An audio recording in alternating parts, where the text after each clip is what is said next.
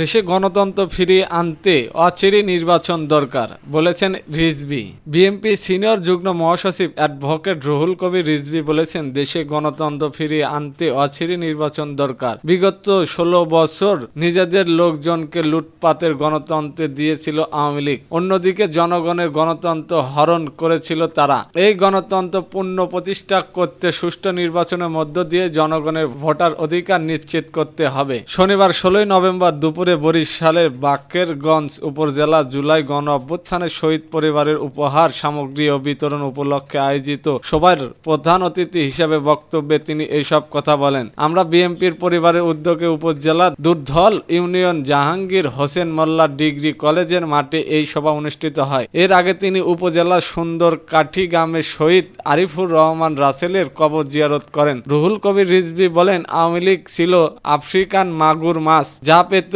সবই খেয়ে ফেলত। বিদেশ থেকে দেশে নিয়ে আসা 18,60,000 কোটি টাকা ও 17 লাখ কোটি পাচার করেছে আওয়ামী লীগ। অন্যদিকে শেখ হাসিনা রক্ত পিপাসী ক্ষমতার টিকে থাকতে হাজার হাজার মানুষ খুন করেছে। শেখ হাসিনা দেশকে নিজের বাবার জমিদারি মনে করতেন, তাই তিনি শেখ হাসিনা নিজের ইচ্ছা মতো দেশ পরিচালনা করেছে, ব্যাংক লুট করেছেন, বিরোধী মতের উপর খুন গুম নির্যাতন চালিয়েছেন। এখন ভারত পলাতক অবস্থা থেকেও আওয়ামী লীগের নেতাকর্মীদের নির্দেশ দিয়েছে, বিএনপির 2 নেতাকে হত্যাও করিয়েছেন। ফ্যাসিবাদ পুনরায় যেন ক্ষমতায় না আসতে পারে সে বিষয়ে আমাদের সজাগ থাকতে হবে। আমরা বিএনপির পরিবার কেন্দ্রীয় কমিটির আহ্বায়ক আতিকুর রহমান রুম্মানের সভাপতিত্বে সবাই কেন্দ্রীয় বিএনপির সহ সাংগঠনিক সম্পাদক আকর কুদ্দুস রহমান, মাহফুজুল হক, বরিশাল নগর বিএনপির আহ্বায়ক মনিরুজ্জামান খান ফারুক ও আরো অনেকেই। সবার শুরুতেই গণ অভ্যুত্থানের শহীদ ও আহতদের প্রতি শ্রদ্ধা ও সমবেদনা জানিয়ে বরিশালের বিভাগের 31টি শহীদ পরিবারকে উপহার তুলে দেন রিজভী।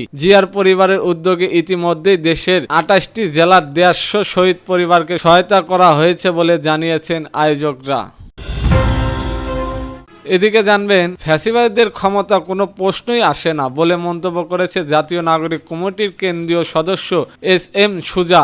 তিনি বলেছেন, ছাত্র জনতা রক্ত দিয়ে দেশ আবার স্বাধীন করেছে, অনেক রক্তের বিনিময়ে ফ্যাসিবাদকে হটানো হয়েছে, তাই নতুন বাংলাদেশ ফ্যাসিবাদীদের ক্ষমতার কোনো প্রশ্নই আসে না। চট্টগ্রাম জাতীয় নাগরিক কমিটির এক মত বিনিময় সভায় তিনি এই কথা বলেন। জাতীয় নাগরিক কমিটির চট্টগ্রাম রাইজিং কর্মসূচি অংশ হিসেবে চট্টগ্রাম জেলা পরিষদ মিলনায়তনে আজ শনিবার বিকেলে এই মত বিনিময় সভা করা হয়। সংগঠনের চট্টগ্রাম শাখার উদ্যোগে গণ অভ্যুত্থানের আকাঙ্ক্ষা কেমন বাংলাদেশ চাই শিরোনামে আয়োজিত এই সভায় চট্টগ্রাম নাগরিক কমিটির সঙ্গে যুক্ত লেখক, সাংবাদিক, শিক্ষক, চিকিৎসক সহ কৌশলী সহ বিভিন্ন শ্রেণীর পেশার মানুষ অংশ নেন। সেখানে যোগ দেন নাগরিক কমিটির কেন্দ্রীয় সদস্য হাসান আলী খান, এস.এম. সুজা ও সাজুগাফা বুশরা মিসমা সভাপতিত্ব করেন। সবার শুরুতে জুলাই অভ্যুত্থানে শহীদদের স্মরণ ও আহতের সুস্থতা কামনা করে 1 মিনিট নীরবতা পালন করা হয়। পরিচয় পর্ব শেষ, শুরু হয় বক্তব্য। নাগরিক কমিটির সদস্য হাসান আলী খান স্বাগত বক্তব্য দেন। পরে নাগরিক কমিটির এস.এম. সুজা বলেন, শেখ হাসিনা খুনি গণহত্যাকারী, যতদিন পর্যন্ত এই গণহত্যার বিচার না হবে ততদিন শহীদদের আত্মা